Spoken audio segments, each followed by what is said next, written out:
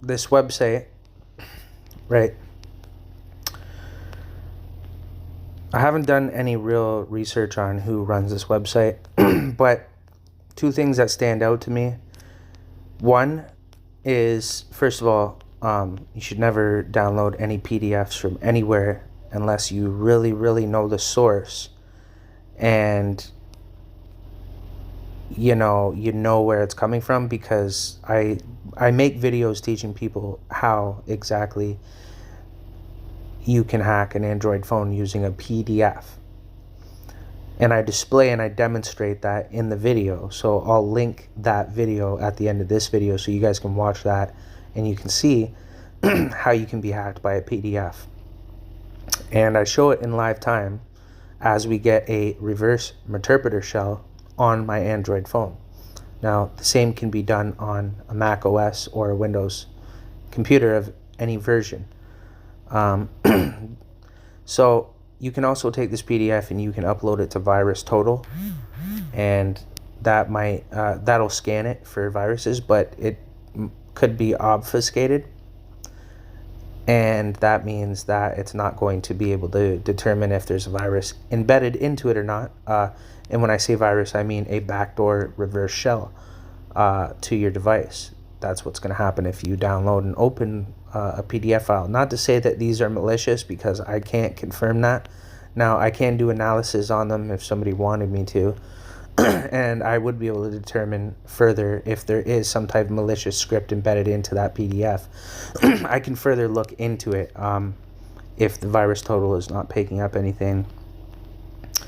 Another thing is, I don't know if these people are legit or not, but here's my thoughts. I haven't expressed myself on this. A lot of people have been hitting me up about this website and who owns it, and a lot of people have a problem with it apparently, and they think, but you got to really do real recognizance, real OSINT, real information gathering. You can't just make assumptions, you know what I mean? But I will note one thing that is weird to me is the back end of this website, right? As you just seen in the video that I just displayed of me running scans against this website, this is one of the most secure servers and websites that I've actually come across. Now, even in situations where you would really expect certain websites to be really secure, I found that they're not.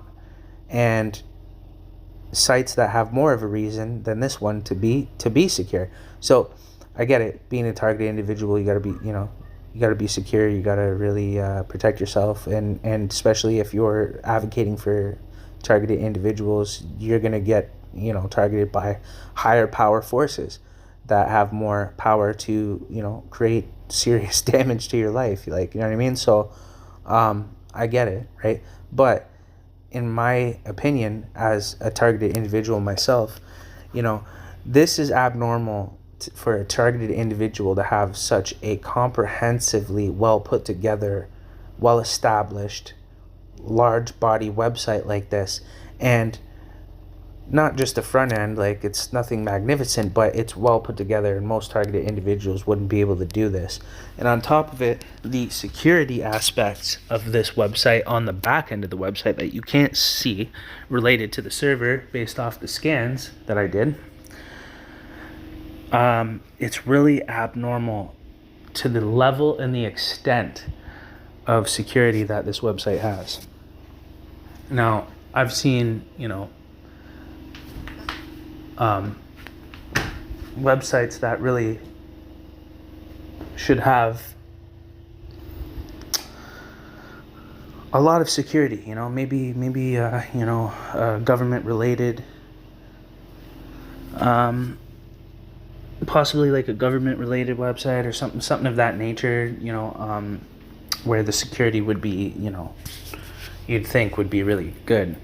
And this website is like more secure than that even. So, I mean, something could be off. Something could be off for sure. Don't know for sure, but I just figured I would run a variety of scans, and then show you the results. So, and give my thoughts on that. Like I said, I don't know who these people are that are running this, so I don't know if they're legit or not, but I could find out. Definitely. They've landed on my radar a couple times, but I haven't made an effort. And I could definitely put in an effort, but I mean, I got bigger things going on than this. I don't even focus on this type of stuff anymore. I already defeated the program. I don't really need to focus on it anymore and manifested it any further than it already has in the past. So that's another strategy. But I'll show you guys the results anyways.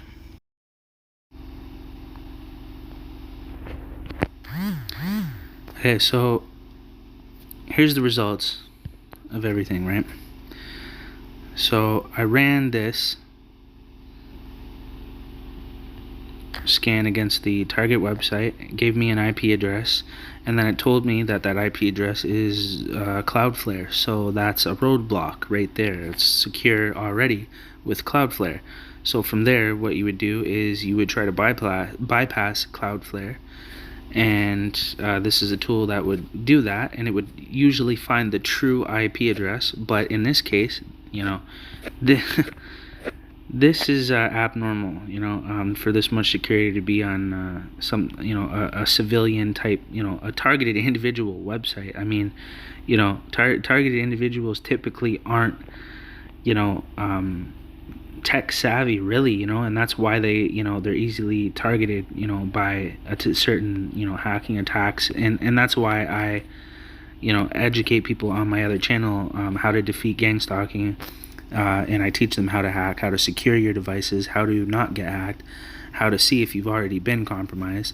Anyway, so we weren't able to bypass Cloudflare. Every single one of these IP addresses and subdomains are connected to Cloudflare, so they're useless IP addresses. There's nothing you can do to follow them any further than that. So then I ran, Nikto, and this was the information I got. And you can see it says multiple IP addresses found, and then there's 3 different IP addresses. So I ran Nmap against those IP addresses, as you can see, starting from here. This is the first one, 172.67.72.122, and nothing comes up because they're all Cloudflare IP addresses. So the server is completely secured with Cloudflare, and trying to bypass it to obtain the real IP address failed using that technique anyways. And if it succeeded, I wouldn't have leaked it in this video, because at this point it's legal what I'm doing. Scanning the internet or scanning websites or servers on the internet is legal. When you use the information or you try to exploit the website using the data or information that you've obtained is when it goes from legal to illegal. When you're attempting to break into something that you don't have authority or permission to attempt to break into. So scanning is legal. Attempting to brute force or break into any aspect of someone's server or website is illegal. So I'm not going to cross that boundary, obviously. To each their own. You know what I'm saying? And this video is for educational purposes only, and for informational purposes only. So nothing came up with the Nmap scan, and then we run derp to find maybe hidden directories on the website. And when you see code 200, that means okay. When you see code 302, pretty much okay, like that means it worked, kind of thing. That you can view that page. 403 is an error page, so you can't and won't be able to access that. 406, that might be like forbidden, so things that the server it forbids you to be able to access. And as you can see, when you try to go navigate to that, it says an inappropriate representation of the request resource. WP comments could not be found. Not acceptable. Okay. So we didn't really find anything in here other than everything basically came back negative. There's the site map, which basically shows you, it should show you, usually it'll show you like all the different URLs or links connected to that website. Other than that, there was index. There was index 302 for index.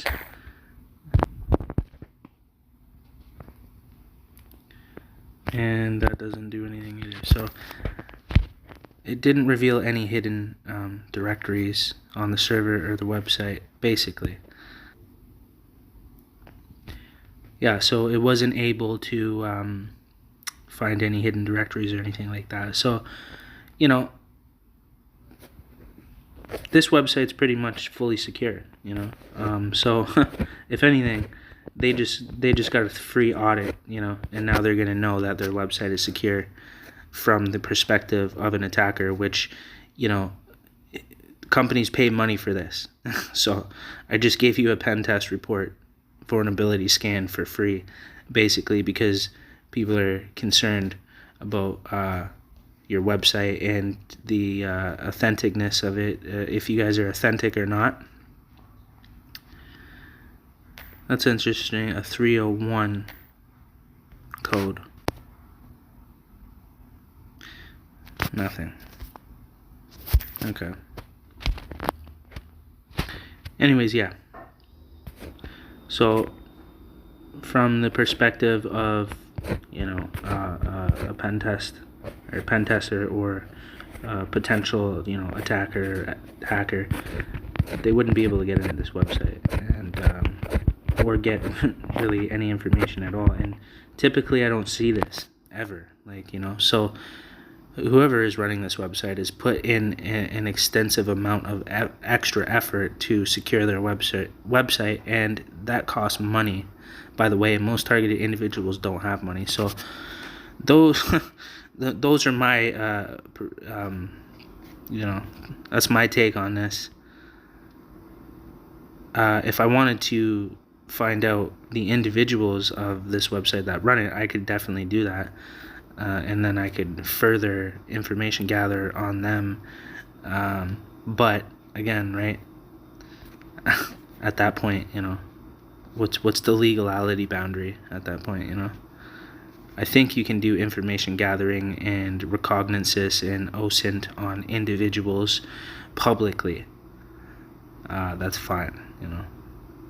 But that information that you may find publicly about that individual could be used to socially engineer them or exploit them or their website or so on and so forth, which at that point, again, that would be at the illegal point of things. So for the people that are worried about legalities in this video, that's a little disclaimer for you.